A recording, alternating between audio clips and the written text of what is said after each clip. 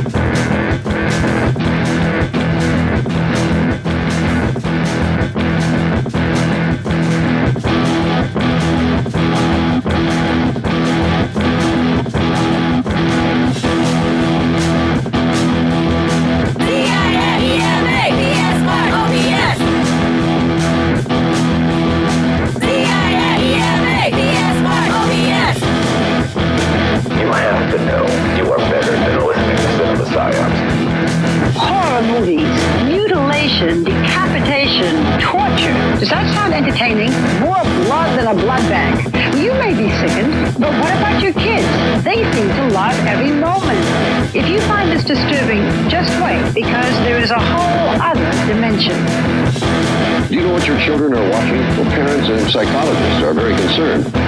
Fair warning, though, there is some graphic violence in this, but we say that for you, not your kids. They've probably already seen it.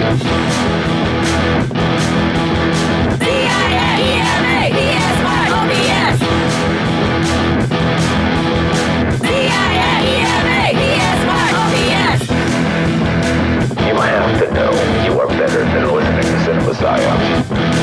I like gore. I love blood and guts and stuff, you know. It turns me on, you know, ever since I was a little kid. I love the feeling of being scared, you know.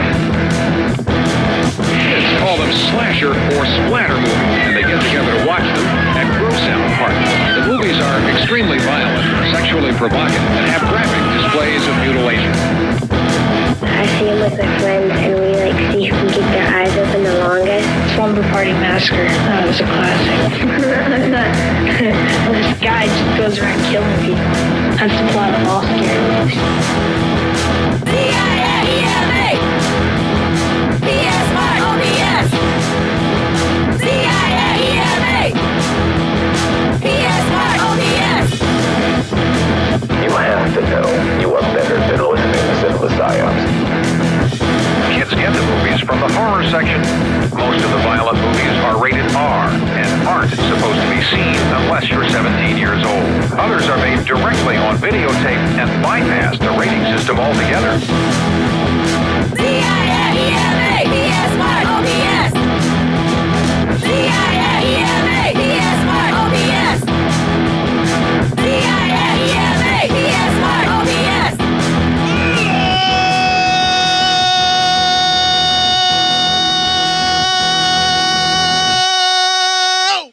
Welcome to the 328th episode of Cinema Psyops. Not only is it the 328th episode of Cinema Psyops, it is the 328th consecutive week that we have produced this show. That is counting me, your host, Cort, and my co-host, Matt. This is the weirdest episode of the Bee in Apartment 23 I've ever seen. Yeah, it's the girl in room 2A, and your notes are about the girl in room 2B, which has two connotations for it, and one of them happening to be you watched the wrong movie. The other happening to be there are restraining orders in your future. Yeah. Listen, man, I'm just on YouTube. All right. I click a link. I don't know what I'm doing. Well, if it's on YouTube, then clearly someone wants you to watch it, and you're not. You're not stalking someone. But there is no girl in room 2B. No. It's the girl in room 2A. Yeah. Of course. The question is the girl in room 2A to be or not to be? Well, they do say that is the question. Yeah. Oh, it's science. Let's just freely admit there's not going to be a pirate radio edit this week because our head honcho Bo is taking some much deserved time off, and because it can't be posted to the Patreon, and because I don't think that delaying it a week and then working my ass off before Thanksgiving to try and get one done anyway, I'm not going to do it. So we're just going to do the main episode. We're going to do using just the type of music that's from the website that our Legion Patreon takes care of as well. And this has been a fucking shit week for Matt already, and it's only Monday too. It's only Monday, so I'm super excited. Yeah, here's the thing. We're just going to do the show the way that we always do it. We're going to have fun with it, and of course, and we're going to give the movie the full review that we're going to give it. But we're also not going the extra mile this week, which is pretty much the closest to a vacation I get for doing this show. Yeah. It's just, it's always scary to take a week off, come back to work for a week, and then come back to work for 2 days before you take the rest of the week off. Work-wise, it makes things, chalk up a bit. So, my Mondays have been a nightmare.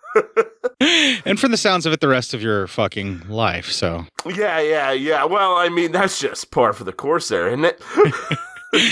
Yeah. So, following your doctor's advice, you drink about it. You drink about it a lot. I do. I swallow a lot of anger. I will late at night just sit in a corner in my basement with no lights on and cry. So, don't feel so bad, man. Weep. Do not feel so bad. I'm losing my battle with anger a little bit. I beat the fuck out of my couch because I couldn't control my temper. Well, I want to say this though. I didn't like do it because I was mad at my couch. What I'm talking about is I punched my couch. Like you punched. Well, I mean, it's better your couch. You should get a punching bag. Well, here's the thing, right? I probably should get something like that because I hurt my wrist. Oh, real Jesus. Good. Beating the fuck, like how they sell you to punch a cushion, right? So I piled up like a bunch of cushions on the couch and started punching it. But no, I punched through like a shitload of fucking cushions and found something solid to connect with and hurt my wrist. Oh, of course. Yeah, that'll do it.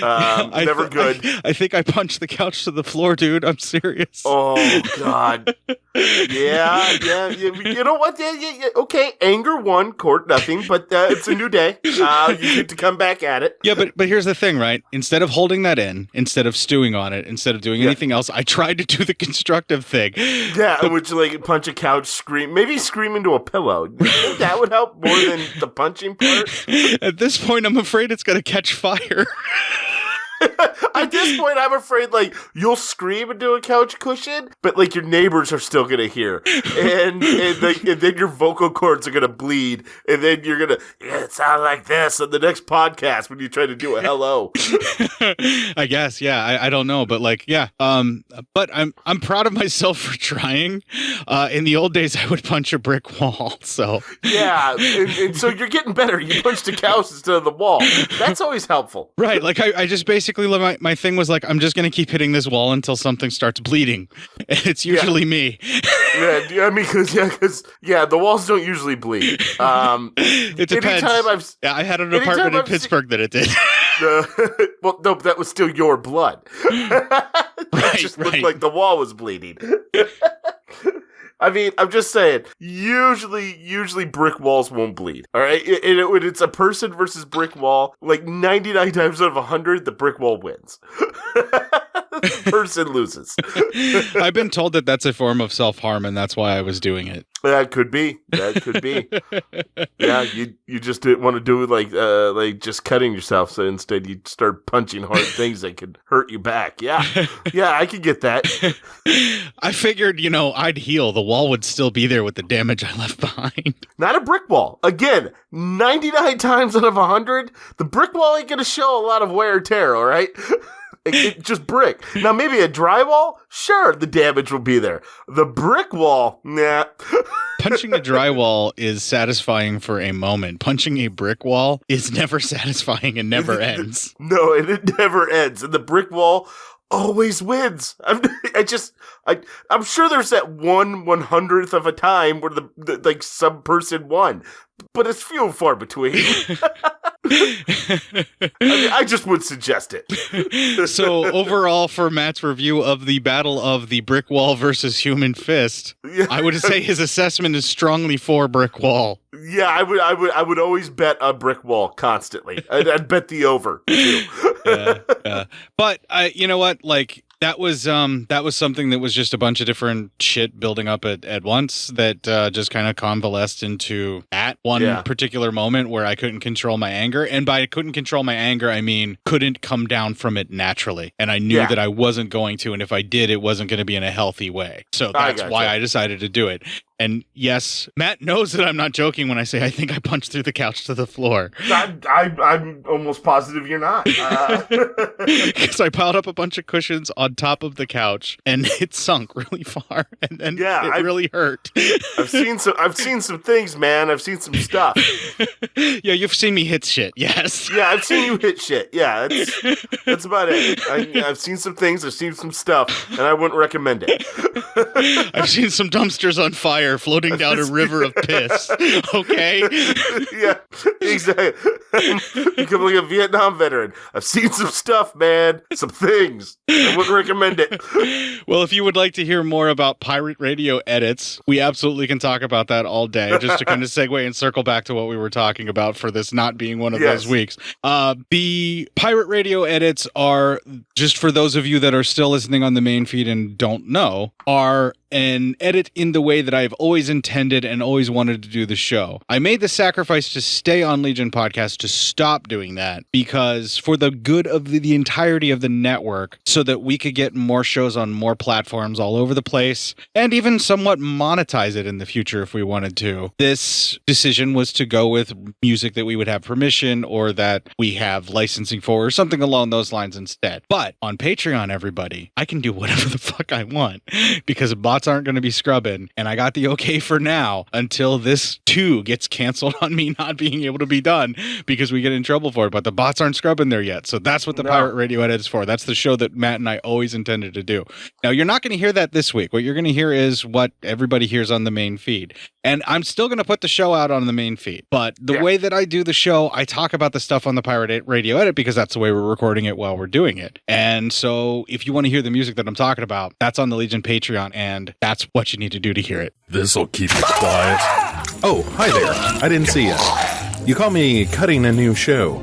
I'm Bo Ransdell, and I'm one of the many creators you can find on Legion Podcasts. I said quiet!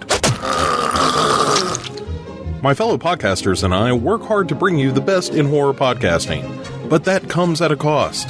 Wouldst thou like to live deliciously? Not that, but also yes. No, what I'm getting at is that there are server costs, costs for good microphones and software for editing, all the things that make our shows, fun to listen to. And you can help. If you're enjoying the shows on legionpodcasts.com or in the Legion Network available on iTunes and Stitcher, just about anywhere you can download a podcast, really, you can help us out and get a little something for your trouble at patreon.com/Legion Podcasts. For just $2 a month, you get a pair of movie commentaries exclusive to Patreon, and for $5, you can also join us for a monthly screening of a movie. All of that available on patreon.com/Legion Podcasts. We appreciate it, and thank you for listening. Now, back to the cutting room. Room 2A. And yeah, no doubt. There's also some very dark, very mysterious people performing very weird cultic rituals around a whole lot of heavy sadism, where it just seems like they're just making up excuses because they want to watch people get tortured in this movie. And when I think of that kind of lifestyle, I think of techno. I mean, people who want to listen to techno sure do seem like they have some masochistic personality traits, sure. Are you talking about a disdain for techno, my friend? Because it sounds like you are. I don't really have a disdain for techno, actually. I just, it's anything to make fun of a certain music genre, no matter what it is, I'll do it. Anything to isolate and or alienate a group of people in any way, shape, or form. That's Matt Psyop, folks. If I have to feel isolated alone all the time, so does everyone else. Well, we can all come together at least and listen to this trailer. Now, you can see what actually did happen to the girl in room 2A. Forgive me. There is is no forgiveness. Girl in room 2A. A prison in hell. Adulteress. Featuring Rock Baloney. Girl in room 2A. A prison in hell. Rated R. That was a kick-ass fucking short trailer. I love them when they're short and filthy like that. Also, talking about cults and sadism, it's all over every fucking trailer I saw and all the ads for this movie. They spoil the stuff that's supposed to be a dark twist hardcore in every promotion because that's what's going to sell this. Yeah. Oh, of course. Yeah. Yeah, duh. I mean, yeah, you have to be able to do that, so. Having said that, I can't wait to actually dig in on this film, so let's go. Let's go. The girl in room 2A, first 20 minutes, we see a lady, she's walking out of her place, but she gets abducted and drugged in the back of a car. And then, with some of the most cheeriest fucking intro music I've ever heard, she is stripped, tortured, and murdered, and then thrown from a cliff. The music is happy because the people that are doing this are extremely giddy while they do it. I guess, but holy shit, that's a little something. That's a little strong. It's a strong, it's called a juxtaposition, Matt. All right. You know what? Listen, number one, I don't know how to read, so you don't get to use big words like that with me. Number two, all right, let's move on. First of all, my friend, if you did not know how to read in earnest, I would teach you. And also, how the fuck do you maintain the type of work that you do if you can't read? I just recognize symbols and just wing it. I've been winging it. You're like some kind of high-functioning person, then. I don't know how that works. Listen, I'm going to tell you the same thing that my dad said when he was getting ready to fly play drunk. I'll wing it. So, my dad doesn't even know how to fly.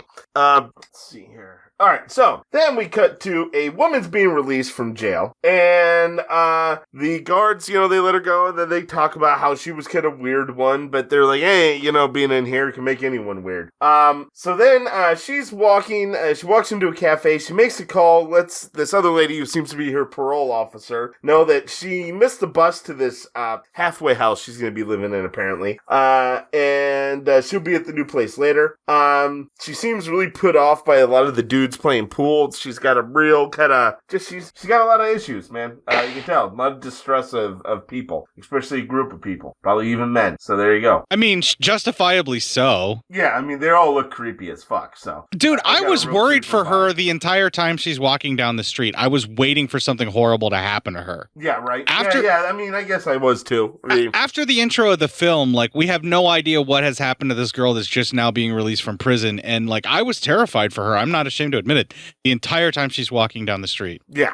So, she does catch a bus, though, and she gets to the place where she's going to be living, and she actually talks to the landlady, and that is our first clip. Ask if there's anything you want, Margaret. Thank you, Mrs. Grant. I'm fine. Thank you. I want you to be comfortable here, Margaret. Thank you. You know, child, everyone does something wrong sometime. You don't understand, Mrs. Grant. I didn't do anything wrong. That social worker, Miss Sundberg, told me you were just released from prison. Isn't that so? Look, it wasn't a prison. It was the woman's jail. I mean, it's all a terrible mistake. Oh, I didn't mean to hurt you. I'd like to help you. I'm very tired now. Oh. Of course, dear. You just go and get some rest now. I just want to get this stuff out of the way. Yes, certainly. Yes, I imagine you are tired. Have a nice rest, dear. Wow, what an invasive fucking bitch that lady is. I know, man. Just let this lady live her life, Holy fuck. Judgmental cow. Right. Then we see this man, he comes out as the two kind of go their separate ways, and he kind of is looking around. Then we see she's putting stuff away, and she sees these footsteps. You can see constant footsteps from under the hallway, from underneath the door. Like, a lot of people are just walking around her room. And it's like, well, holy shit, why don't you leave her alone? See here, she's trying to go to sleep, but then a window forces open from some wind, and we see more people walking outside her room. Well, later on, we see she's heading out for a walk, but the landlady, she says, hey, come on, no, you're not gonna go for a walk, have some tea with me. And again, being invasive, and that's our next clip. My son and I live alone here, Ever since my husband died. Do you play? Oh, no. I took lessons when I was little, but I don't remember very much. Let's sit down. My husband used to play quite beautifully. Oh, he did? Would you like a little sedative in your tea? Sedative? Yes. Just a mild tranquilizing tablet. That's all it is. Not a bit harmful to your system. I use them myself. My doctor, you see, gives them to me. Just a nerve calmer. Try one. Well, I guess I could use something to calm down with. Things get so lonely around here for me, Margaret. That's my husband's picture. On the piano, over there. He's been dead now for 20 years. Oh. I'm sorry. Really. Yes, he was run over one terrible winter day. Miss him. It wasn't accident? No, it was cold-blooded murder. He was killed by a hit-and-run driver, a hoodlum who just robbed a supermarket. He got 25 years in prison. He'll be out soon. Justice.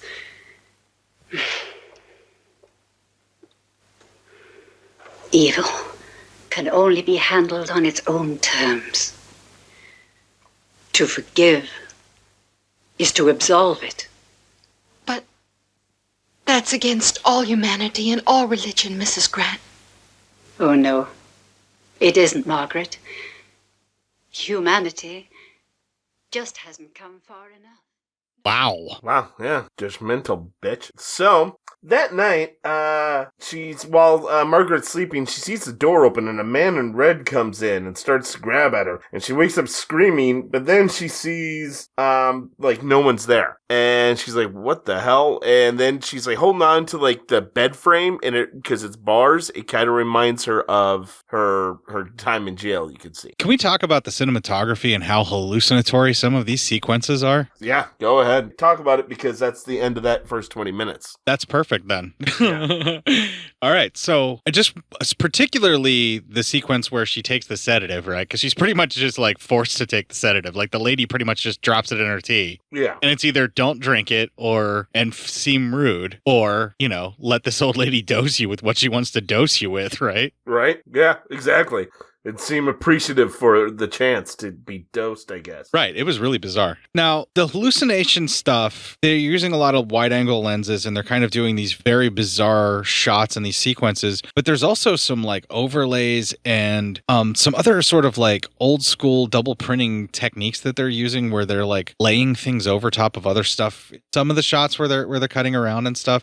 And, like, this technique is really cool and, like, really kind of hip. And for, like, 1974 was a little surprising to see. Because like it kind of became like towards the end of the 70s that became a more prominent kitschy thing that they were doing with editing and stuff like that, where they were like trying to get a little more fanciful with stuff, and there was like a lot of split screens and like really trying to show what they were kind of capable of doing effects wise stuff, like just different ways of presenting the film. And I just feel like this was a little bit ahead of its time, and this is like an Italian and American co-production. So this is a giallo, I guess, written over there in Italy, but an American producer and an American director came over and shot it, I guess, or because it's an American who directed it. So it's like, I don't know, like an American horror director shooting a giallo in Italy in 1974 or when it was released. So in the 70s, like in the heyday of giallo, they brought over an American director and like gave him a shot. I mean, that's fucking cool. Like, yeah, that is pretty fucking cool.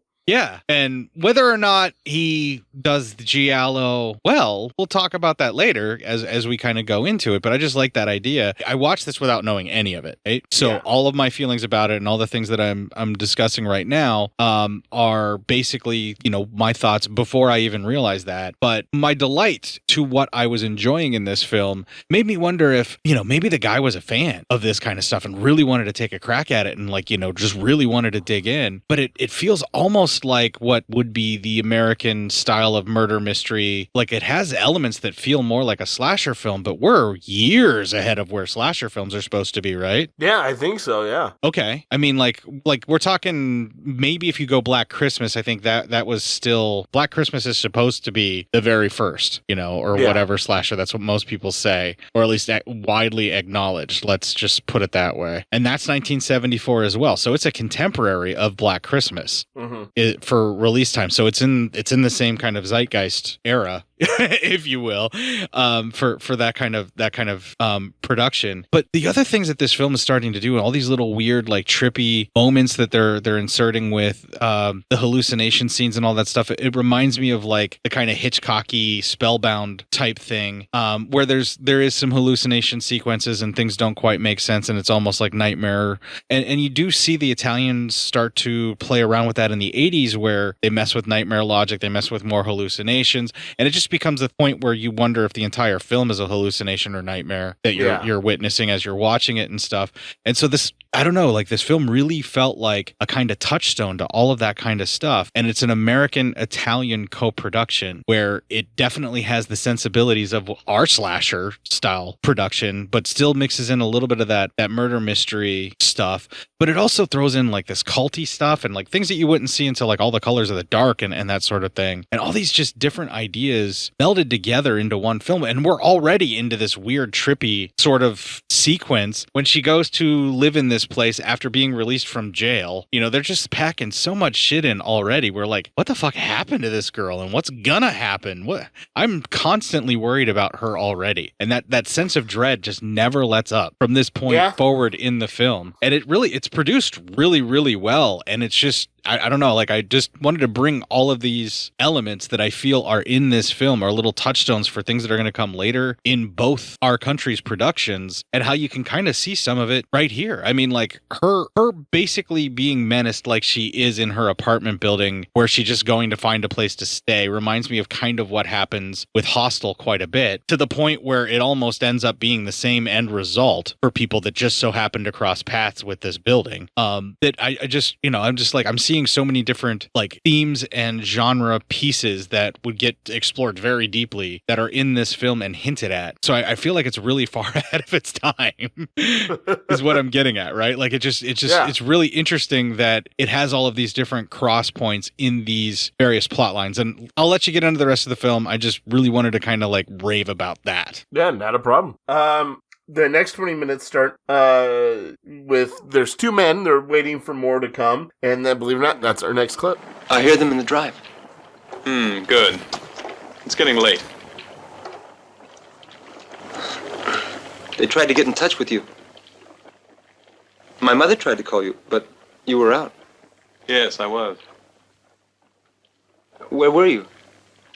What? They said you were with a girl. Your mistress. That you were cheating on your wife. Is that true? Well, of course it's not true. You don't believe that, do you? Well, I don't know. Mr. Dries says... What does Mr. Dries say? Dries, hello. Good to see you. Is it? Well, of course, Dries, it always is. I'm just fascinated with your group, your work, your philosophy and all. It isn't new, Johnson. It's as old as time. The war between good and evil, in its most basic terms. Why, yes, that's what I mean, Dries. I want to discuss these points with you and express, well, our viewpoint in my writings. Yes, I'm glad you brought that out. I think you know too much. And there isn't going to be any writing. We're not interested. But, Dries, You're self-seeking, Johnson. You tried to use us for your own ends. You're ambitious, and you're a cheat. You're wrong, Dries. Why, that isn't true. You're wrong, Dries. Oh? You need to be scourged, Johnson. Purified. The simple war between good and evil, remember? Now, wait a minute, Let it out, Johnson. Let it out. Everyone must feel the pain of his own sins. That is our message, Johnson, and that is our mission. You're mad, Dries. No. You are. Come, Frank. Let us leave Mr. Johnson to his own meditations. Wait a minute, Dries. Wait. Don't do this to me. You've got to listen. I can give you money. I could make a contribution to the group. Important connections. You disgusting fool.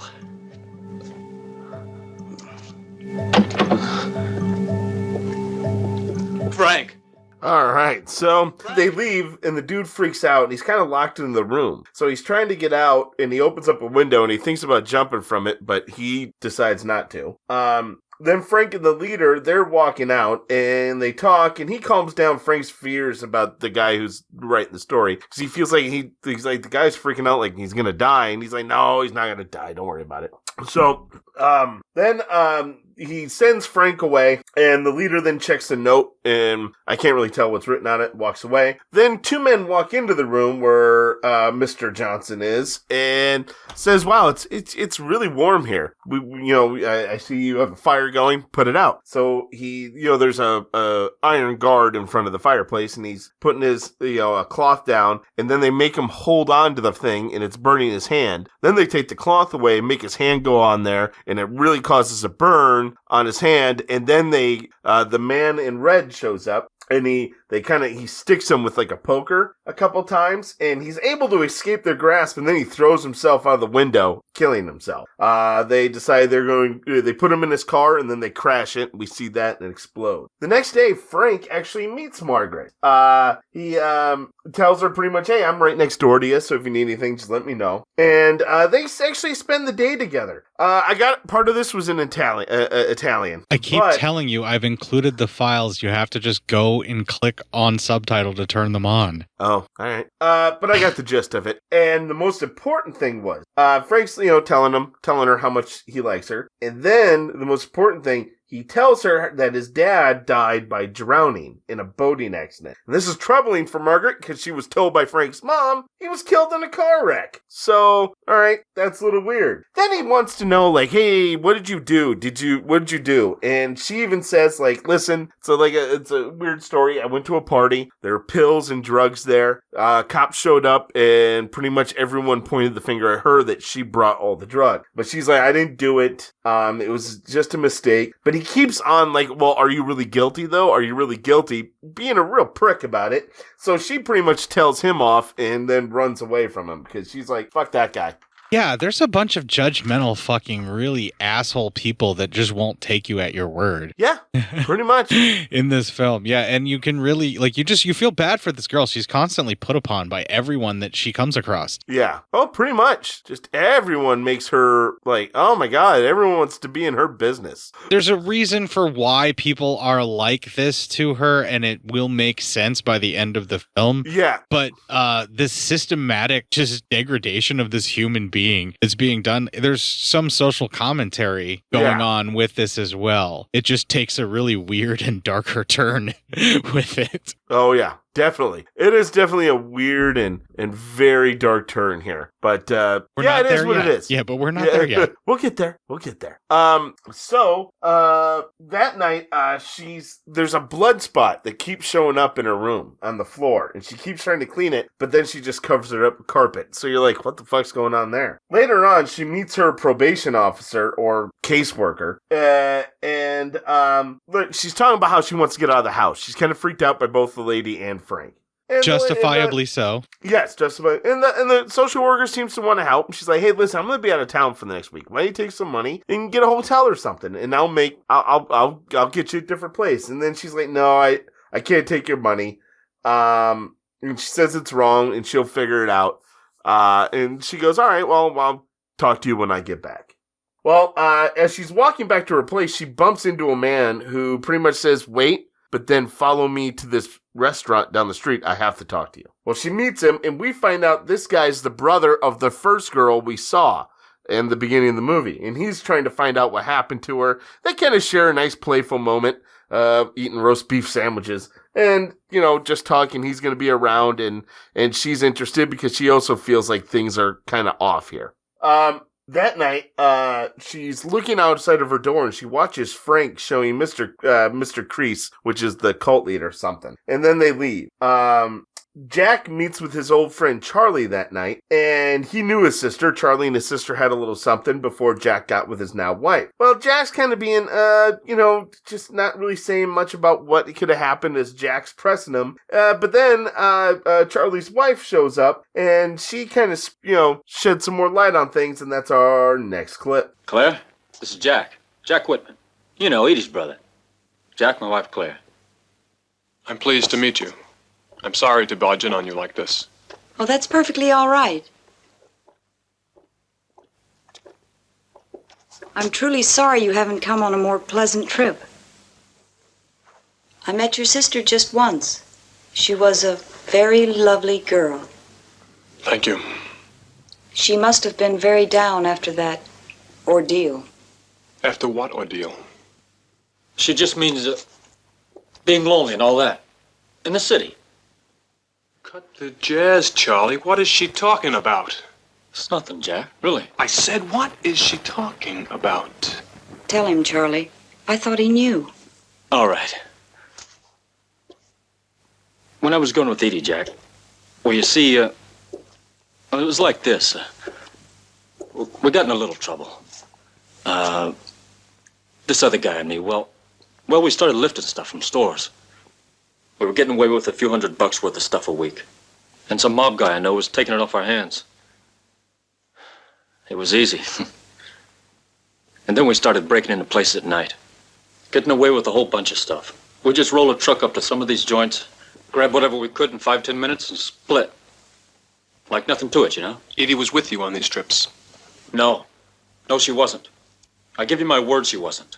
We just stored some of the loot at her pad. Watches, jewelry, stuff like that. And she made a couple of calls for us, like setting up appointments with the fence guys, stuff like that. And that's all she did, honest. She did it for me, I guess. Anyway, they caught us. I still don't even know how. They had everything on us. Did Edie go to jail? Yeah, but she was only there a couple of weeks.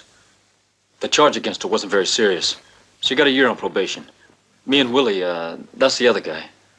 We copped a plea and got 3 years pro and suspended sentence. That's it, Jack. That's all of it. There isn't anything more.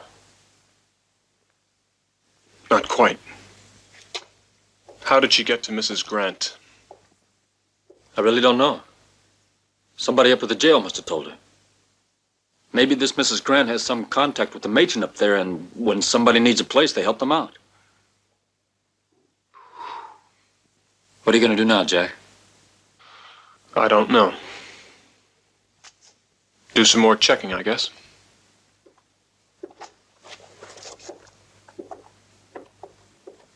Look, Jack, if you need anything, if you want me for anything, call me. Anytime. Okay, Jack? Okay.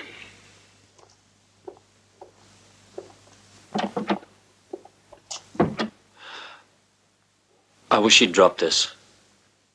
I'm scared for him. So there's some bad shit happening at this building, man. Yeah, man, a lot of weird stuff. This, and involving women who are vulnerable. Yeah, specifically the same 2A apartment, right? Yeah. Yeah, it seems that way. Yeah, this 2A apartment, at least if nothing else is apartment, this building. And involving women who have recently, unfortunately, gotten into some trouble, whether their fault or, from what it sounds like, some dude's fault. Right. But this is the really interesting thing, right? Every single one of them was on some type of probation or had something like that where they were being sent specifically to this location because this room, I guess, is rented out by the state for people that are in a halfway position or something. Yeah. Okay. But because of that, these are people that are most likely to be more easily disappeared because they were likely to make a run for it. Exactly. Or it's a probability that they may do it. How close are we to 20 minutes before I start digging in on that? We are actually at 20 minutes. Oh, perfect.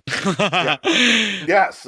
Okay, so like the setup that what we have here is there are these women that are fresh pretty much out of jail, and they're in the system to where they're still somewhat on probation, and they have an officer that they need to report to, or they've gotten into some kind of trouble and they're in some kind of halfway house type situation with staying in this room, but they're all disappearing, and no one seems to really be that concerned about that because they are in a group that are likely to just try to disappear from this type of thing.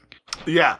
Well, and then I want to know this. How come those two guys who were doing the crimes, they got probation with time served, yet she has to serve time? Those two guys, cop two, yeah, we were doing all the stealing. They got 3 years probation. She had to do time. This ain't good for them. Well, unequal justice, Matt, is a thing that does exist in this world. Yes, it is. I'm just like, wow, I'm like that.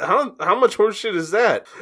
Yeah, well, I'm pretty sure that every single one of these ladies is getting a bad rap. Absolutely. Yes. It makes me beg the question of when you find out later on just how right the conspiracy-minded investigator was in our last clip, when you get to the point of how much he actually figures out just how far this kind of thing goes, you often have to wonder if maybe even the girls going to jail is part of the targeting for them. Yeah, maybe. Because these women are very clearly being targeted and disappeared by something or someone, and it's obvious that it's post-crime right after they're released, but given the circumstances that almost every single one of these ladies in some way, shape, or form was sent up or set up by other men in their lives, there is some serious symbolism going on here, and I would say a pretty strong indictment of the justice system altogether. And just when you think they're going to make a really, really strong, hateful charge in one direction, they take a swerve on you here in this next 20 minutes and go a completely different route that's also very hateful and somehow feels very plausible, but you don't want to admit it.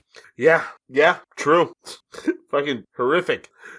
Yeah, actually, I can't wait to talk about that. I just wanted to kind of get into those because this is where we're starting to find out the setup, that there's girls, plural, disappearing from this same room, from the same types of programs, all from post doing time. And it seems like all of them have some kind of a story about being set up or sent up by someone else. Yeah, exactly. And it gets real. Okay, let's just talk about it. It gets real conspiracy theory type shit here in the next 20 minutes of the film, and it gets real deep into what people describe Illuminati kind of shit going on. Right. So I mean, the idea of what they're trying to do here in a post QAnon world, it's so less fun to kind of talk about and hypothesize with this kind of shit. But I kind of think that in this case, it's almost to the point where it's trying to be satire. And when we get there, I'll talk about that more. All right. Well, we start the next 20 minutes. Later on that night, Margaret watches Frank leave, and she tries to spy inside his room. And she looks in there, sees a bunch of mannequin heads and everything, but one of the goons comes up behind her, and she's like, oh, I was looking for the bathroom. He's like, oh, okay, it's over here. And he goes, you can get turned around these houses. That was Frank's workroom. Well, she uses the bathroom for a little bit, waits for that guy to leave, and then she goes and checks out this workspace, and there's a lot of mannequins, some horribly disfigured mannequins. It's all really gross. And then Frank comes walking back in, and she hides, and he works on some stuff, then leaves, but he had locked the door. However, she is able to get out. After she gets out, she sees at the top of the stairs a party's getting out of the house. And our local priest is leaving and tells the landlady that he wishes that she would come to him more for some of her issues, because as of right now, the way she's going, she's making up different stories about her husband's death and looking for someone to blame for it in each story. She's looking for some blame other than it was just an accident. Then the cult leader comes out, and they have a bit of a back and forth with him, the priest, and and the priest leaves. Then we see that Jack calls out to her. He's in a house that's right next to hers, and their windows face one another. They're talking, and she comes over for a drink, and they talk about finding other people who stayed in that house to see what's going on there, because they both think it's weird. She says, yeah, she's excited to do that, and then they, feel a little certain way about one another, and they bone. They go to Bone Town. Population them. Good for them. Thank you, movie, for this very erotic, very consensual, and enthusiastically consensual on both parties' points. Yes, I will say that's a fact. Yeah, this was a really nice, refreshing change of pace in a giallo, and for a lot of the type of giallo and horror that we've been watching lately on this show, having an actual, fully consensual sex scene happen in the film. Finally, thank you, movie. Yeah, that was good on you, movie. Thank you. Yeah, you were just the pick me up we needed to get us through the family dinners to come. Yeah, exactly. Thank you, sir. And madam for your contributions. For both of you really thought about the rest of us here on that one. Way to take one for the team on both accounts. Yeah, right. So anyway, fuck. All right. So then, but all this while they're doing it, Frank's watching from her window. Creepy. Yeah. So that's probably not good either. Yeah. Margaret's leaving the next day, and the landlady wants her to meet another young lady. But Margaret says she has to leave, and the landlady's, I understand some of the time. Then the landlady talks to this new blonde lady, and they're talking, and she's like, well, she goes, me and my husband used to live in the country, maybe you and Margaret can come out there sometime. The young lady seems real nice, so something bad's probably going to happen to her at some point. Oh, yeah, the movie totally sets it up where they're just, basically showing you a lamb being led to slaughter is basically how they're framing this. Oh, yeah, exactly. Jack and then Margaret meet the sister of the lady who lived in that place right before Jack's sister lived there, and that is our final clip. I used to be Miss Bianchi. Sarah Bianchi. Why, no, Sarah's my sister. Could we talk to her? What do you want? Well, Sarah isn't living here at this time. Can I help you? Could you tell us where we could find her? I'm trying to find out something about my sister. She used to live in the same house that your sister did in the city. Is that the Grant house? Yes, that's right. Come in. Sarah was always a high-strung girl. Even as a child. She was talented. She could paint quite well, but she was very unstable. That fits, doesn't it? Yes. People in trouble, one way or another. She'd get very depressed. She was in and out of psychiatric offices. I was always afraid she might. Well, as I said, she'd just get very depressed. Wouldn't be able to work at a job, or clean the house, or do anything except cry, or lie in her bed all day. Nothing seemed to help her. She was very unhappy, I guess. Then she said she met some very wonderful people, and they were showing her the way at last. What did she mean by that? I really don't know. Some kind of mystical or spiritual experience. It was perfect for Sarah, something exotic, offbeat. She wasn't out of her mind, you know. She was just an unstable girl searching for something and never finding it. But where is she now? How can we talk to her? Well, like I said, she wasn't out of her mind. She is now. She's in an institution. She hardly speaks, and when she does, she isn't very rational. How did this happen? We don't know. She was found by a farmer one morning about 50 miles from here, wandering along a country road dressed in a nightgown. Mrs. Craig, I know this may sound useless to you, but could we see her? I mean, you never know.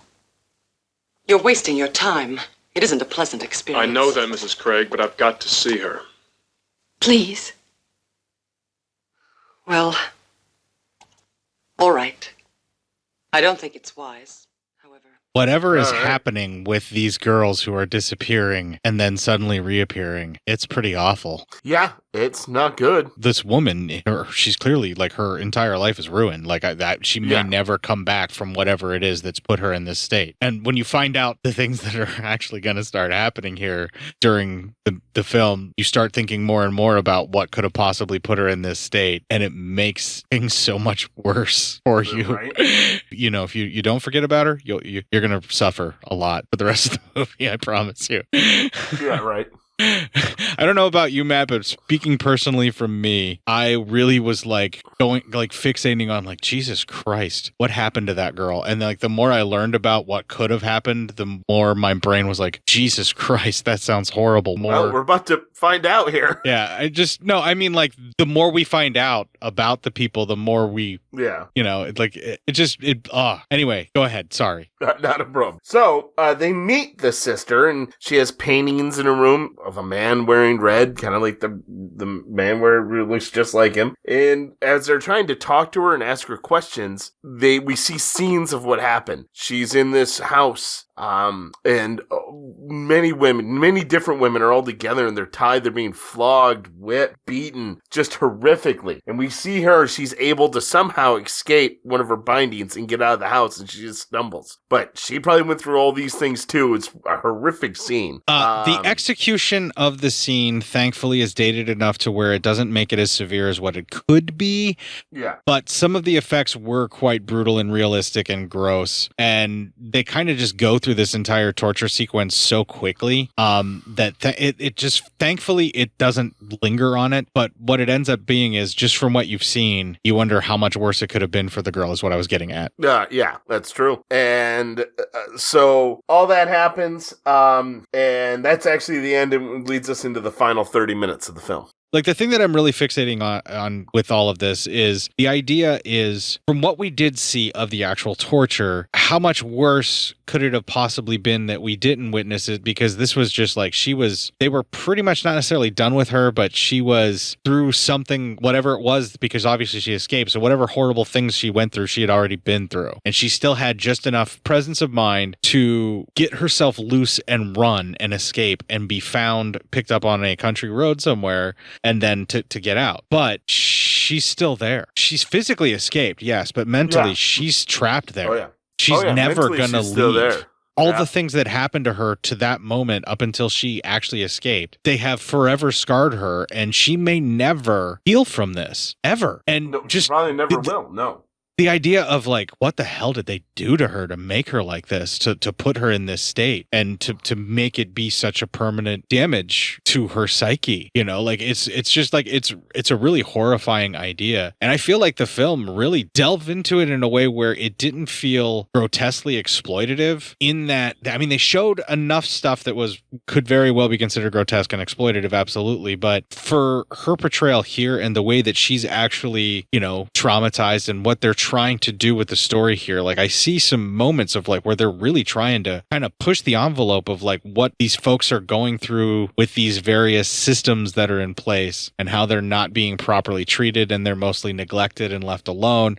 And I really feel like at this point, by the time we see her in the asylum post the horrific ordeal that she went through, and how they just pretty much are like, no, we just ignore her when she's like this, and then when we can communicate with her, we try. Yeah. That's pretty much what they said. And then the doctor's like, oh God, why would you want to talk to her? It's such tedious bother. Like, just completely disinterested in her. And the idea that these systems that are supposed to be in place, these safety net systems that are supposed to be protecting and taking care of these people, can't even really be fucking bothered to do it. They're overtaxed, they're underpaid, and some of them feel like, or seem like, they have pure fucking apathy to do their jobs, from just what we've witnessed so far. And the film hasn't even yet begun to be poking at these various types of institutions and saying, this is what they really do. It gets a little symbolic here at the end, as far as I'm concerned, because I don't think they really think like in a conspiracy theory way, but I really feel like that's kind of the message that this film is driving home, is that these institutions that are supposed to be safety nets, that are supposed to take care of not only just these women, but these people that are being treated like this and are becoming part of this horrific, torturous ordeal that we're seeing, they're being, completely ignored and not taken care of after that moment, but they're also somehow being led to this torture from these same systems. So like, I really feel like the film is being really, really fucking angrily pointing at like these social programs, right? Am I wrong? Am I overreading this? No, you're not wrong at all. Yeah, they're pointing at these social programs, but I think they're also pointing at cults as a whole. Definitely cults. I mean, oh yeah, it's very culty, absolutely. But I mean, like the conspiracy theory government cult roll back and forth that they have, like where, you know, cults end up in control of the governments and blah, blah, blah, that they have with all of these various conspiracy theories has been forever ruined because of QAnon. You can't have like a conspiracy theory hobby where you just like to come up with weird ideas just for the hell of it and see what sticks. You know, you can't do that anymore. I still try to have fun with some like fun conspiracy theories, if there is such a thing. But I try to, you know, I'm definitely always stay away from everything else. But, you know. Right. So, I mean, clearly there is some kind of weird sex torture cult that is embroiled in these institutions in this particular area to where they are signaling out and preying on young women post-arrest. Yeah. In some way, shape, or form, to the point where one of them that was actually able to live long enough to escape their clutches is ruined for the rest of her life. Now, yeah, scarred. Yeah. Forever. She may never come back from this. I don't want to make it sound that discouraging, but like that's what the film's pretty much telling you is that no, there's no hope. I mean, she hasn't for a long time. So and the institution that is housed with her care could give two fucks about trying.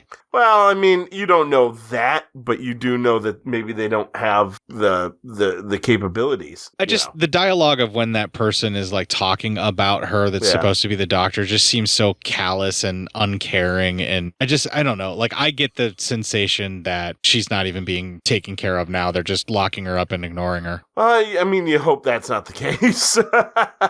But for this woman's sake, but that's the feeling that I got, and that's how dark it got for me while I was watching this, and like that's why I wanted to kind of talk about it. And yes, there's very much what they're trying to say is there is a torture cult conspiracy in the government of this film. Yeah. I don't even know if it's in the government, but there is a cult that operating in this area, but at least it has members someplace. Yeah, and somehow they are linked in with these women who are just post-arrest. Somehow they figure it out. Yeah, that is fact. But it's embroiled in with their release and the lodging situation of their parole. So it starts to make you wonder if there is things going on in the government too. Yeah, you get that feeling that something's going on. So yeah, definitely right now for sure. Yeah, so you kind of hope that it's not that way, but there at least somebody's in there doing some sort of shit. So but yeah, so we're coming up into that final 30 now. Yeah, let's do it. Yeah, let's bring her home. So Margaret and Jack, they're talking, and she's talking about, you know, hey, you notice like the man in red, the same man who she's like, I saw. Well, there he is. He's right there. And she's like, so I'm not crazy. I didn't imagine it. He really showed up. And then she's like, we can maybe find out like who or what is causing these issues. And he's a little bit more nervous. He's like, I don't know. That sounds dangerous. It's almost like he's wanting to back off of investigating this because he thinks this could really get us killed. You know, it isn't just some, you know, accident that happened or something with his sister. Now there's a lot of nefarious stuff going on, and, you know, that can get really worrisome. Yeah, things get really dark really fast in this movie. Yeah. Yeah. So, that night, she's actually getting ready to go to sleep. And she's like, well, you know, she wants to go to bed and all this kind of stuff, and like she's almost ready to fall asleep, and then all of a sudden she starts hearing a lot of stuff going on, and the windows close shut and forced shut, and she's looking around. She doesn't quite know what to think. And then all of a sudden, more blood on the floor. Then all of a sudden, the man in red's in there with some blonde lady, and it looks like he cuts her head off. And then she thinks she sees the head, and then she just she's like calling out for Jack, but she passes out. Well, Jack hears her, and he's trying to get into the to the place and or get through her window, and he's throwing stuff at it, but that is just not working. So he's like, well, I don't, you know, like shit, I don't know what to do now. So he kind of embarks his way to try to get into the house, and he breaks in through the cellar. And as he's creeping around, he sees some people, he sees the two men carrying Margaret out, but then he gets knocked out by the landlady. She was behind him, and she picked up a phone and knocked his ass out. All right. And then the next morning, Jack wakes up and he's like, well, holy shit, what happened? He's tied up in a car, and there's a snake in the car with him. The snake that was actually in Frank's hobby room. And he's kind of freaking out, like the snake's gonna kill him. Some random dude shows up and he's like, hey, what the fuck happened to you? And he's like, hey, help me out. And he's like, oh, all right. And so he gets him out of there. Did your version not have them actually setting him up in the junkyard and getting that all squared away? Yeah, I did not. Oh, wow. Okay, so there's multiple cuts of this movie, and apparently I must have given you a different cut. All right, yeah. Because, I didn't see that. Yeah, you actually do see them setting it up, snake and all. Like, oh, okay. Like, then the dude in the red hood is like commanding them and all of that kind of stuff. Oh, unless I looked down and it was doing notes, but that doesn't sound like that'd be that quick of a scene. It was relatively quick, yeah, but like... Was it? Yeah. It could have been in there, and I was looking down taking notes after that happened, because I was like, that's kind of a major thing. So. Yeah, it's basically you see them taking her and him away and all of that kind of stuff. They load him up and all that. But there are a couple different cuts of the film on the Blu-ray. But maybe you did look down and miss it. But like it was relatively quick. But they just kind of show it in rapid succession, and like they throw him in the car. They get him all arranged. They put the snake in there too. Everything like the whole the cult is like doing all of this. Like it gets super culty in that moment, and it's clear that like the red hooded priest outfit person is commanding all of this horrible shit to happen, and and that they're just blindly following, and there's something like culty about this for sure in that sequence. So I can't believe you missed that, but that's like a huge part of, I guess, man, but it was so quick. I was taking notes on them knocking him out and taking her. Yeah, but like no, like you can actually watch like it's very clear the person with the red hood is in charge, like for sure, because they're commanding everybody to go do this stuff. Yeah. Well, all right. Anyway, so Jack gets free though. Then we see Frank comes in. We see Margaret's in like a cell. Frank comes in and he wants her to eat, and she's freaking out. He's like, "Listen, you're not going to be hurt. No, no one's gonna hurt you. That's insane." He goes, "You just, we just gotta have to get you right." So in Frank's eyes, I don't think Frank knows about a lot of some of the stuff that's been happening. I think he thinks that, he's just gonna get her to join the cult.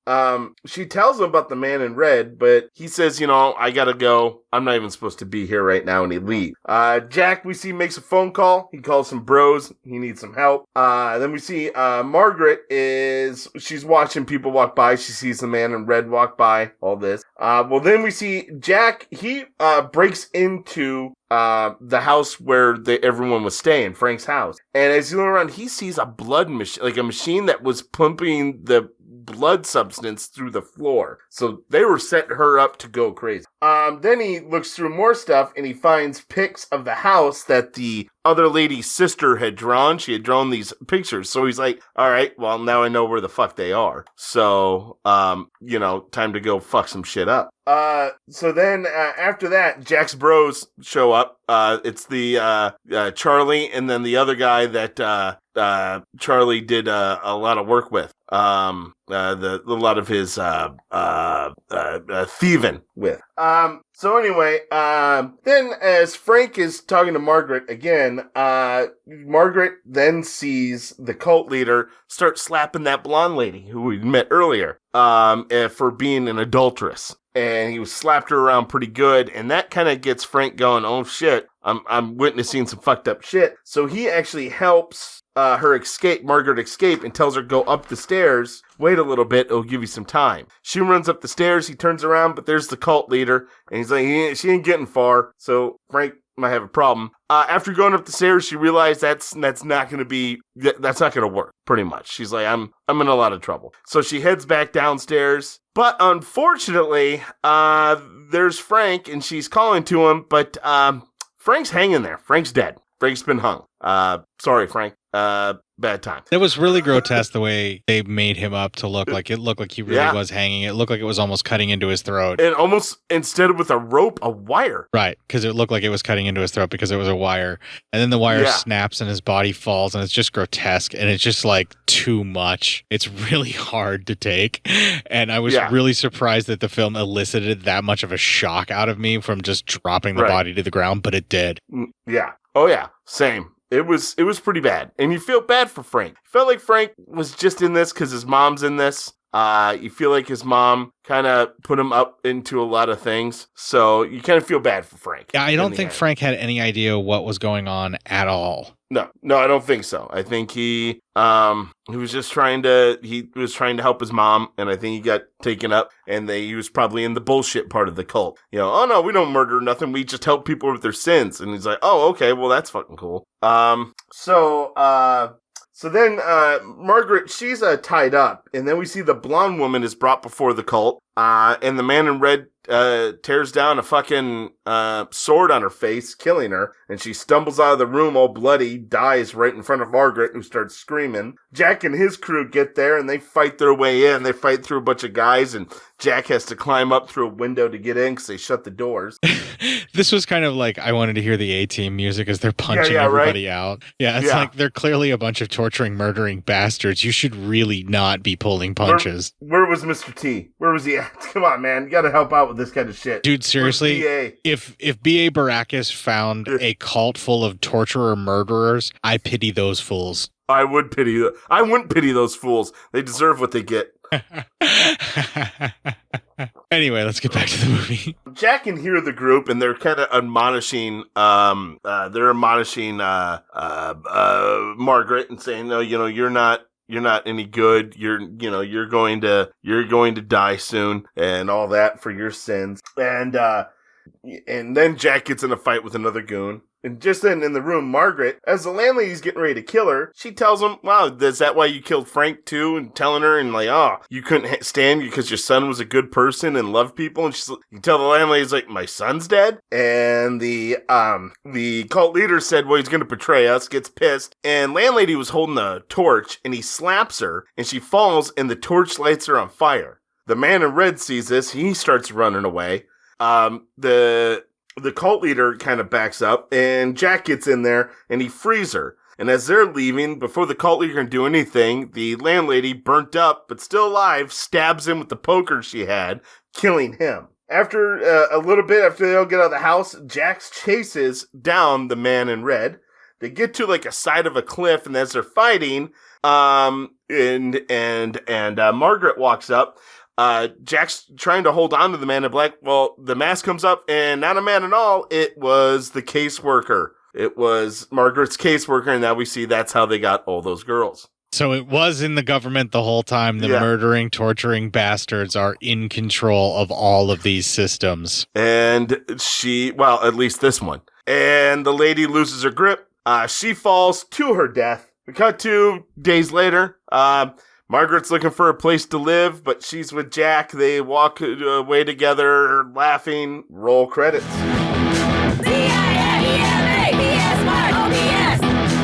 So there's a little technique that Giallos use where we're supposed to focus in on the survivors and be happy for them when they walk off happy into the sunset. Yeah. And it kind of happens with all murder mysteries.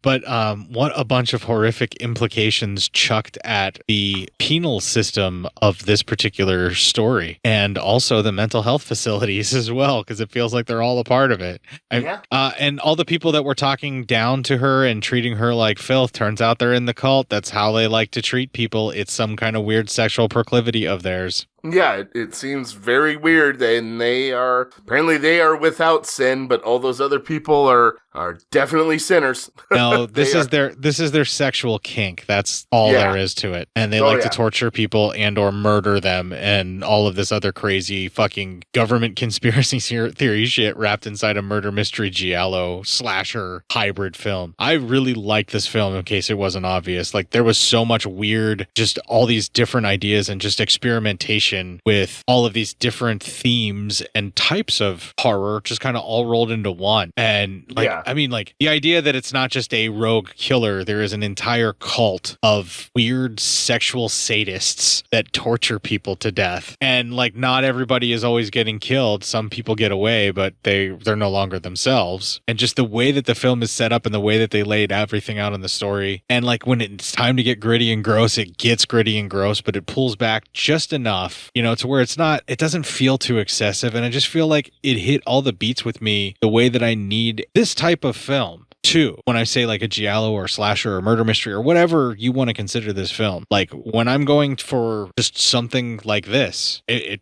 just totally resonated with me really well. I came at it expecting basically a giallo because it was part of the giallo box set that I purchased. And that's the only reason that I even really had the girl in room 2A come into my life, right? Yeah. But I am so grateful that it did. And that's why I love just taking a chance on things sometimes, right? I'm like, it's called...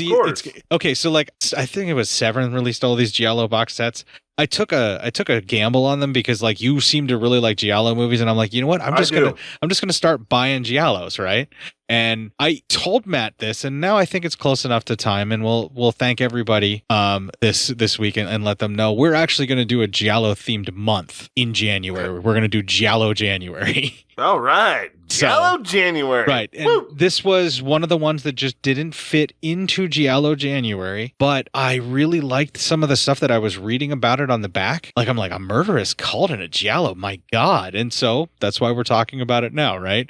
And I was really delighted and pleasantly surprised. This was absolutely nothing like I was expecting it to be when I thought it was going to be a giallo, but in the most wonderful ways. Because it still delivered on everything I want from a giallo, but like in such a different and unique twist that seemed like in 1974 was so unnecessarily fresh. Because you could have just kept aping on that. You know, like you would expect something like this much later in the cycle, like a Scream kind of film where they're trying to replenish and renew. But in 74, giallos were still running strong, and then here comes this weird little gem that's just doing things its own really weird and twisted way. And I just really dug it, man. I did. Yeah, I really enjoyed this one. I liked the kind of differences things were with the cult and such, and it seemed to be not your normal giallo, because it wasn't normal like a police officer investigating murder mystery. There was investigation going on, but it was mainly like, can you save this girl before it all goes to shit? It felt more like a Rear Window style Hitchcock film where we already know what happened. It's just, is our hero going to be able to prove it in time and save themselves? Yeah. And and I like the cult aspect. I like movies with cults in them. I try not to let our current society wane me on that, because I do think it's a interesting. Matt Psyop says, "Don't let Q ruin cults for you." That's right. I still think it's an interesting arc in any movie. You know, it's something that interests me. I always like seeing that. So yeah, just saying. Don't let them get you down. As far as storytelling aspect goes, you really can't beat cults for the breadth and depth of weirdness and depravity that you can mine for storytelling. Yeah, agreed. Because they can really fuck shit up, and that's great for storytelling. Right, just like in social services and how they are actually really just set up to torture, torment, and degrade the individuals that are looking to get help from them. Yeah, exactly. So it's all a good time. Everyone's having fun here, except for, the people that are stuck in the systems of abuse that murdered. Yeah. Right. Except for the people that this film is talking about, and the people that were in this film and how the things that they had to suffer as far as the characters, I am saying anyway, not the actual actors, but let's hope they didn't suffer. Yeah. I don't think that there's actual suffering, but yeah. All right, you think you can not fuck it up if we do PSYOP news this week? I hope not, but I'm not making any of those fucking promises. What if I told you the entire fate of PSYOP news rested upon whether or not you didn't fuck it up? That's a lot of pressure. Well, we'll just let that build for both you and the audience, and here we're going to take a break. We're going to play another song that I hope is befitting with the torturous torment in the film. But hey, it's royalty free. I did the best that I can.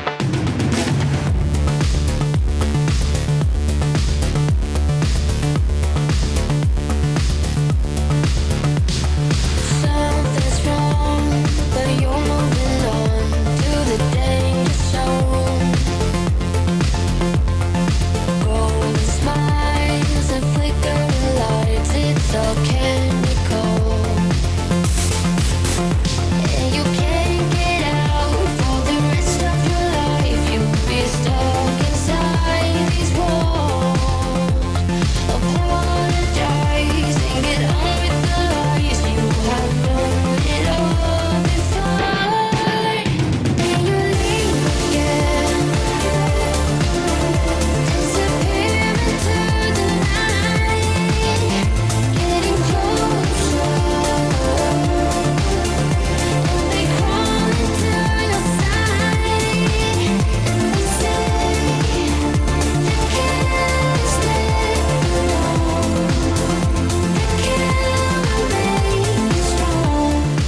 So they were talking about being stuck inside. The name of the song is The Kill. I was kind of thinking that this would fit, but I was still digging the retro synth pop sound and feel of this. I mean, hey, it's royalty free for me to be able to use on the podcast, but I still dug it. Yeah, it's a nice little tune. It's I a know good tune. Synth pop may not be for everybody, but I think it works for the type of film that we're watching this week. I don't know why, but I just feel like it fits. Goddamn right. Well, maybe you can tell us a tale of things that don't fit with some psyop news.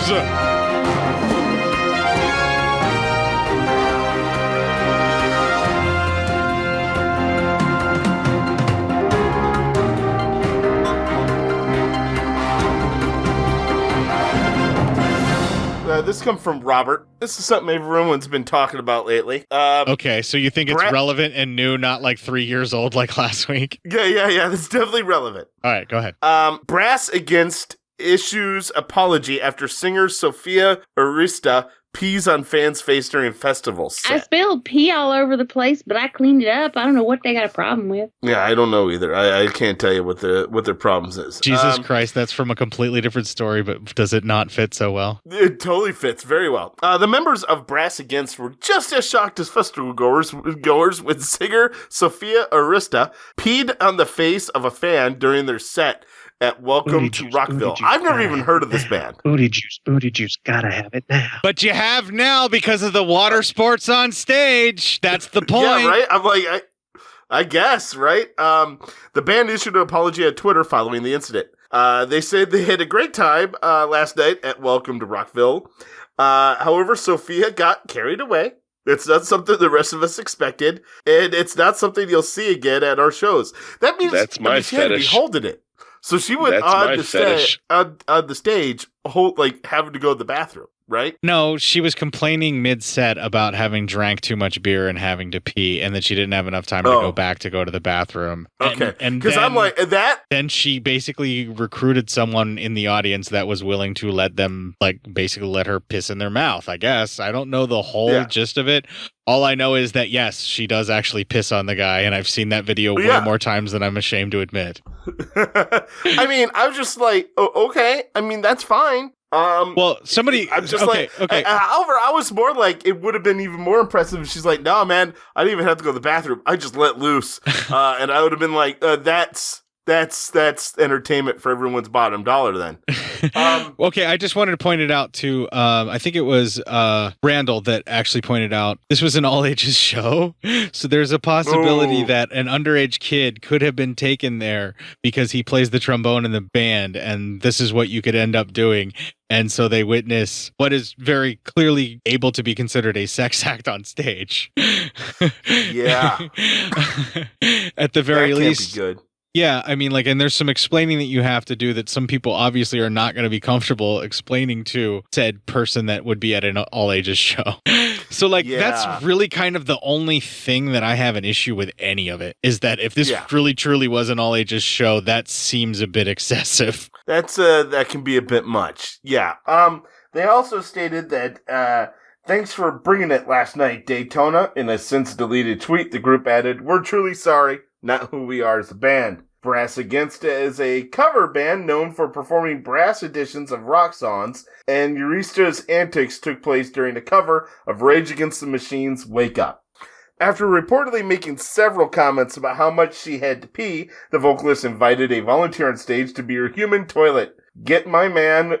She said, get my man with the can on his head ready, because we're going to bring him on stage, and then she said she's going to piss in that motherfucker's mouth, unquote. Yep. All right. See, I didn't want to try and quote her on that for multiple reasons, besides the fact that it would become a clip. Yeah, that's a clip. I mean, I really rethought it, so I'm like, I really reworded it there, so I didn't want to get sued, battled on that one. You don't want to be quoted in saying that you pissed in some motherfucker's mouth? Why not? I just don't think that's appropriate for me. I like how you made that sound super judgy, but not meaning to make it sound super judgy. I just, I'm trying to help a lot of people out, but maybe not doing things. Gotcha. Not like I'm making the fucking clips anyway. Yeah, right. Anyway, then she said she had to pee, and she says, she said she could not make it to the bathroom, so she said they might as well make a show out of it. The willing participant made his way on stage, and as promised, Eurista dropped her pants and pistol over his face without pausing the song. So, so then there's video out there of all of it, and Brass Against covers of Tool's, Lateros and The Pot impressed Maynard and company so much that they asked them to open their European shows next year. No word on if that's still on or not, but, P. There you go. Hope everyone's having a good time.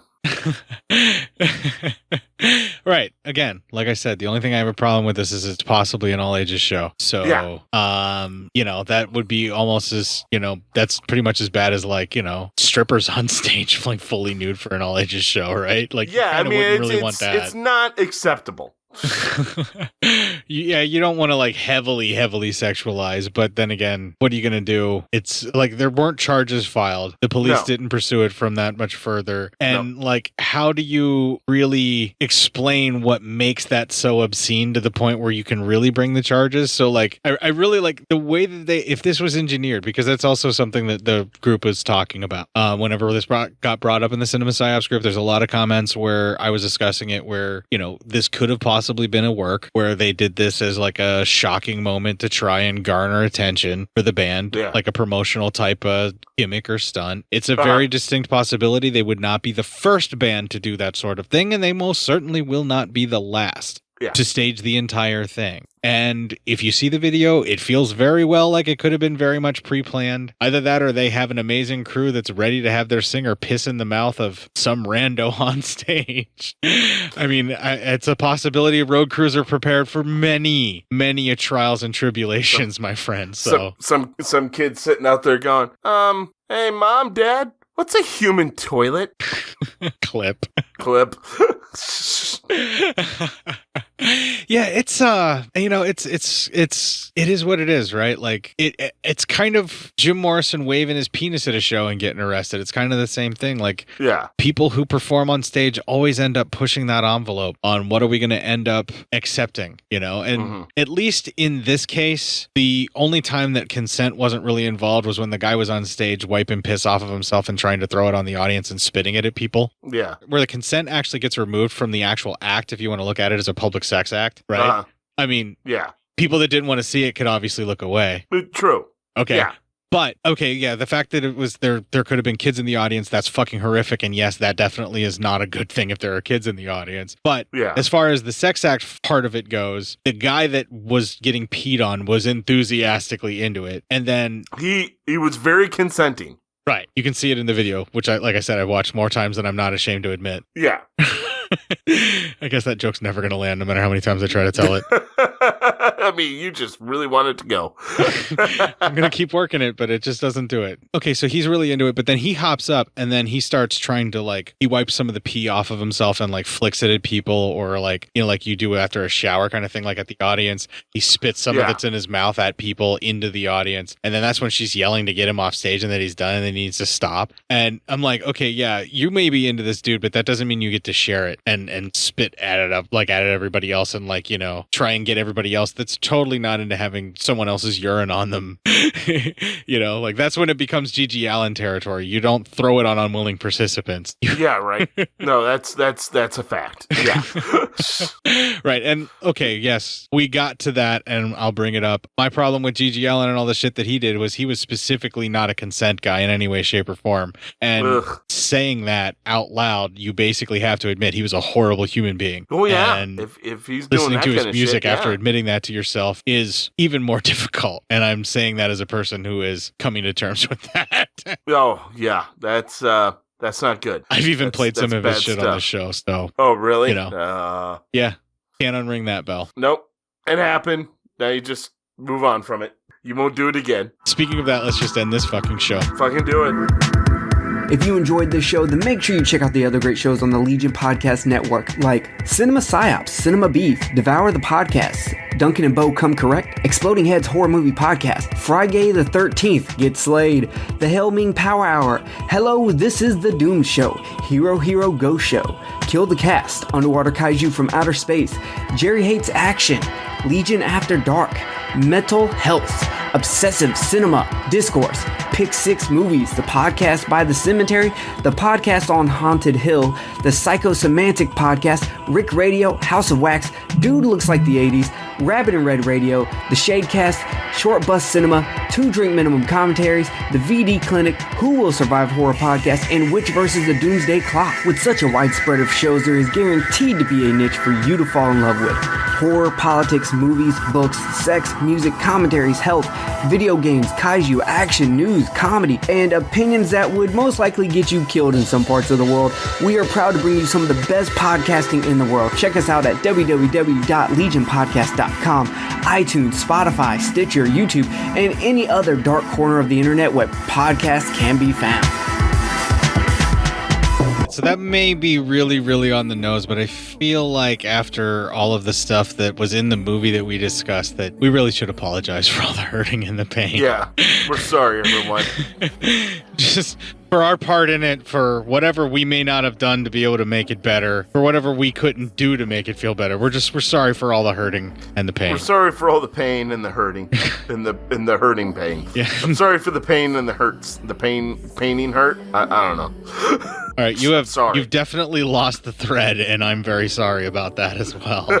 If you'd like to find other instances where I try to be sincere and Matt fucks it up with his tomfoolery and jackassery, all 327 instances of that occurring is available on our every episode on our main landing and launching page, legionpodcast.com/cinema-psyops. Yes, in fact, Matt cannot handle serious adult conversations and tries to undercut them with pee-pee humor. Yeah, don't kink shame me.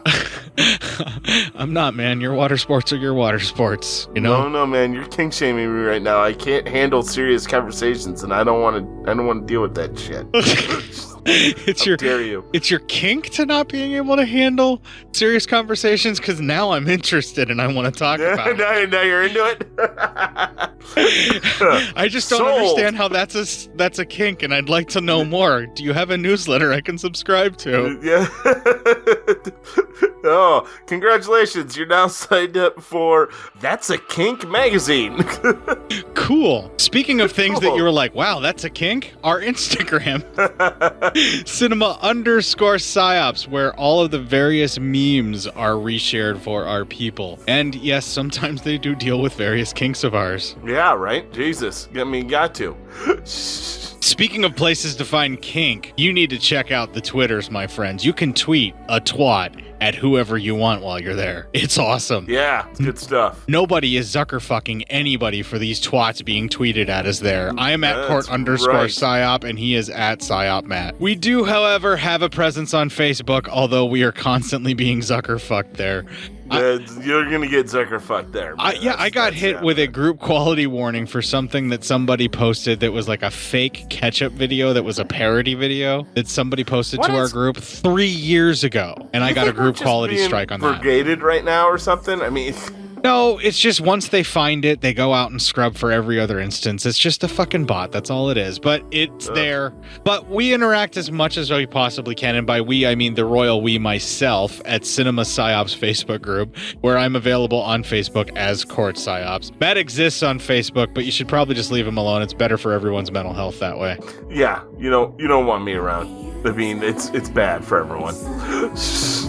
Which is also why I've stopped giving out his email. But you can reach the show and myself, cinemapsyopscort@gmail.com. You gonna give me anything to bounce off of, or do I just have to close the show like this? I don't have anything. I'm trying to think of something, and I'm like, fuck, I don't know. Well, while you're out there dumbfounded and leaving everyone in the lurch, kick the fuck out of this week and make it your binge. Been trying my best to keep appearances up and to let you go, but now that we're strangers,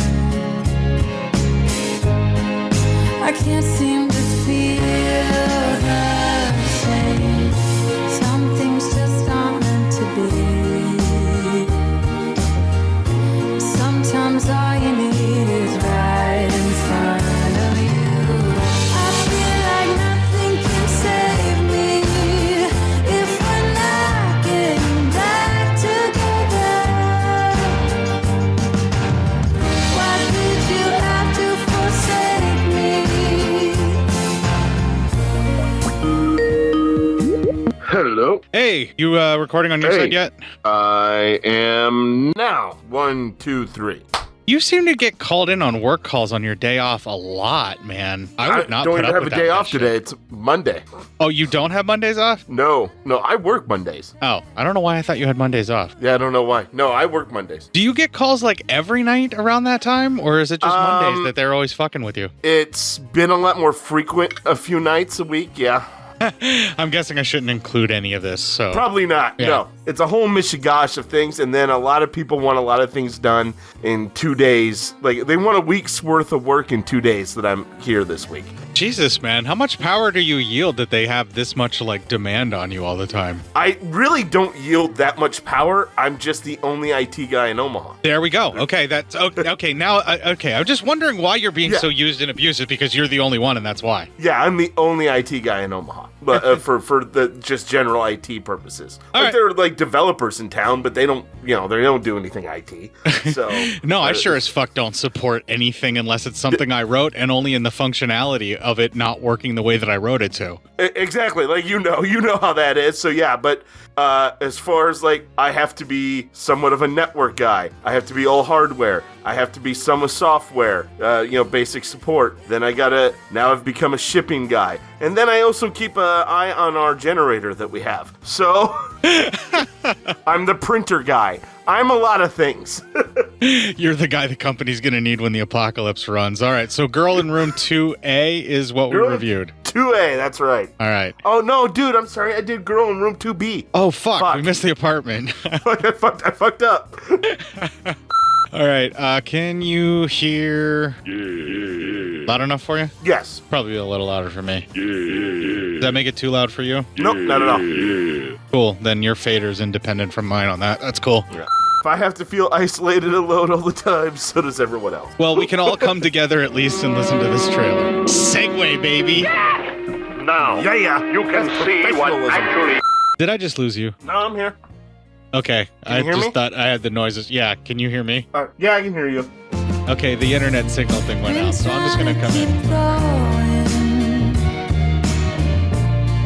When nothing compares to when you are here, I've been doing my best,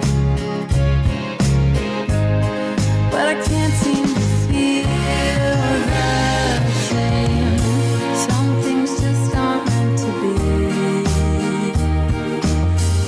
Sometimes all you need is right in front of you. I feel like nothing can save me if we're not getting back together. Ooh, why should you have to forsake me?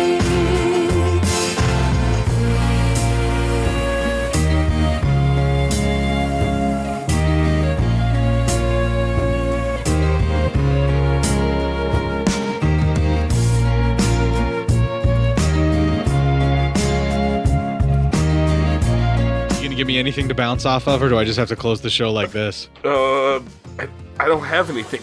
I'm trying to think of something, and I'm like, fuck, I don't know. Well, while you're out there dumbfounded and leaving everyone in the lurch, kick the fuck out of this week and make it your bitch.